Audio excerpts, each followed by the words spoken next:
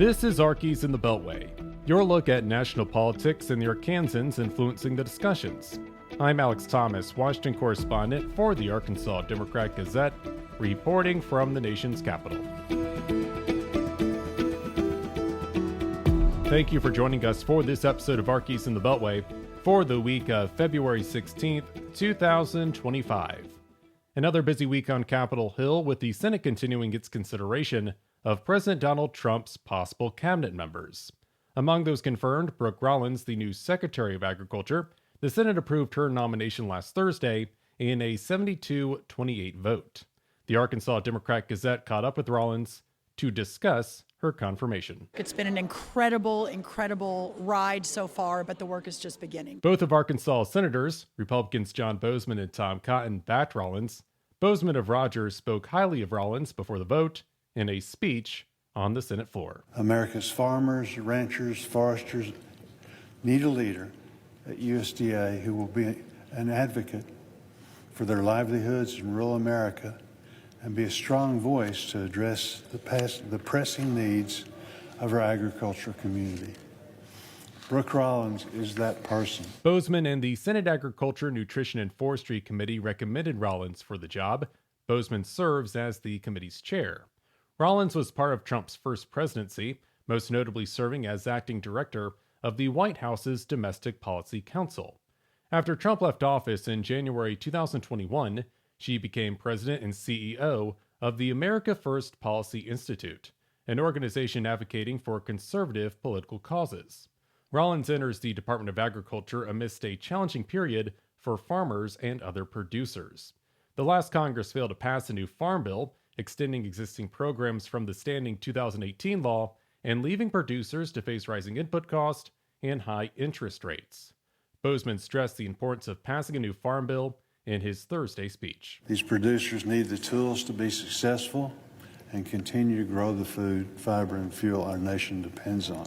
For their first task, Rollins and the Department of Agriculture will oversee the distribution of economic assistance and disaster relief funds. The Senate and House of Representatives approved a combined $31 billion for these efforts in an end-of-year measure last December.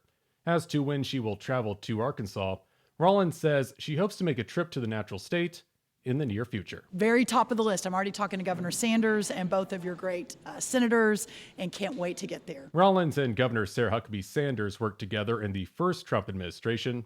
Sanders served as White House press secretary for nearly 2 years. Rollins won the least controversial picks for the new administration. In contrast, Tulsi Gabbard and Robert F. Kennedy Jr. faced incredible scrutiny during their nominations. Gabbard, the new director of national intelligence, faced questions regarding her past, including remarks justifying Russia's invasion of Ukraine, as well as a January 2017 meeting with then Syrian President Bashar Assad. She previously expressed doubts about his regime's use of chemical weapons during the Syrian civil war. Kennedy, the new Secretary of Health and Human Services, has a history of statements not just doubting the safety of vaccines, but also the scientific consensus that vaccines are not linked to autism. Boozman and Cotton joined a majority of Republicans last week in supporting Gabbard and Kennedy. Kentucky Senator Mitch McConnell, the former top Senate Republican, voted against both nominations. 2 members of the Arkansas congressional delegation applauding the president's executive order affecting steel and aluminum imports. The White House implemented a 25% tariff on foreign steel products without exceptions and raised a 10% tariff on aluminum goods to 25%. Senator Cotton and Representative Rick Crawford of Jonesboro say the president made the correct move. Cotton of Little Rock calls the tariffs long overdue in protecting American producers from unfair trade practices, specifically mentioning Chinese and Mexican imports in a statement to the Democrat-Gazette. Crawford, the co-chair of the Congressional Steel Caucus, says the new tariffs level the playing field following Trump's first tariffs on steel and aluminum in his first presidency. What we've seen throughout the history of since 232 was implemented in 2017 is that nations that we've sort of given exemptions to, there's a laundry list of nations, Argentina was one, South Korea, UK, whatever. Invariably, they have sort of found workarounds so that China is able to, transship through some of these countries that would otherwise have been impacted by the tariffs. And so I think what he's doing is essentially taking that exemption away to prevent that kind of thing from happening. Crawford's congressional district is the hub of the natural state steel production sector. Nucor and U.S. Steel have major facilities in the Arkansas Delta. In a statement to the Democrat-Gazette, U.S. Steel describes Trump's executive order as bold leadership to defend American steelmaking. Nucor Executive Vice President Noah Hanners also expressed support for the president during a Tuesday hearing before House members. We are very supportive of the actions taken by the president to impose tariffs on all steel products. The tariffs are part of the Trump administration's efforts to boost the United States' standing in international trade. These decisions, however, come with the risk of alienating the United States' largest trading partners. Mervyn Jebaraj is the director of the Center for Business and Economic Research at the University of Arkansas.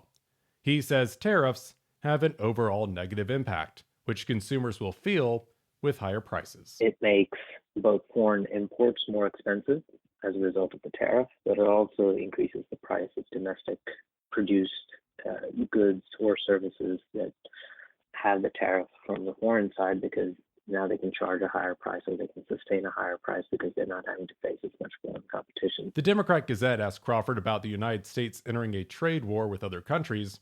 Crawford says he doesn't view the president's decision in such a way. I think it's entirely appropriate that the United States, the president of the United States, is looking out for businesses of the United States. Trump also signed a plan for reciprocal tariffs, matching rates other countries have placed on American goods.